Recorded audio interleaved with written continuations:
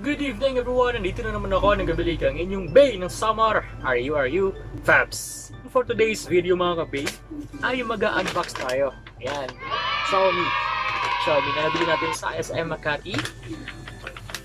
Ayan, usong-usok to ngayon. Yung Xiaomi na to.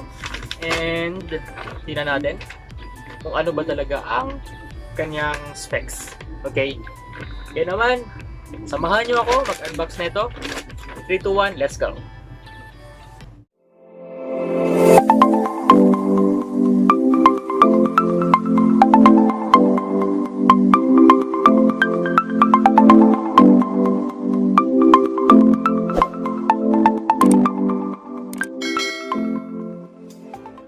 Buksan na natin ang ating Xiaomi.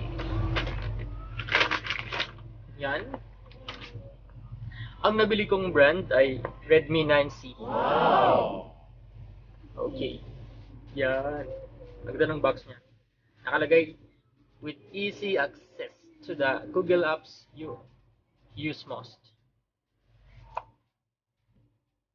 Ang sa loob ng box ay meron siyang pin. Ito. Yung pin. Yung panundot dun sa SIM card. Tapos, yung ano, tawag ito, yung catalog, and the warranty card. Ano siya, 7 days warranty, replacement yun pag sira. So okay naman, I think kasi na-testing ko naman siya doon bago ko siya iuwi. And meron siyang selected na tawag dito, meron siyang selected na outlet for repair. 1 year warranty siya. Alam ko sa Green Hills, ang naalala ko sa Green Hills, tapos sa SM sa MOA. Okay? And ito yun, yung cellphone. And sa box niya, maganda yung pagkakalagay. Okay? And ito yung charger, yung yung adapter.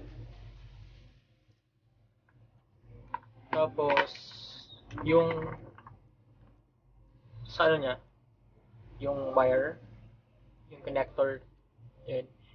And wala siyang free na headset. Ngayon, titingnan natin kung gumagana ba talaga. Okay? Ito mga gabi, open natin siya dito.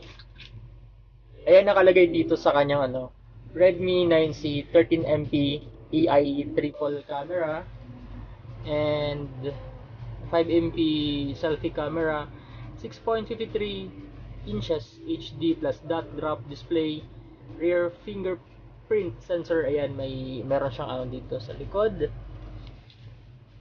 Tapos yung yung pinaka sensor to. And ito yung camera niya, parang apat na talaga.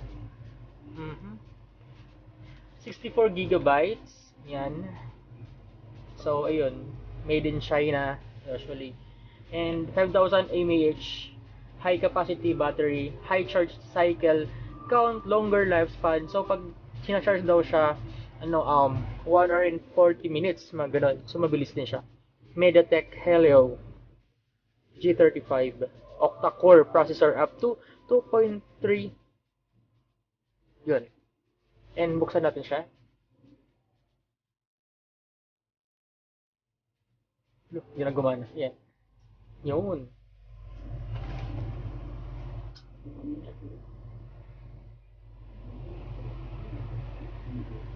Yan yung mga apps niya. Yung picture,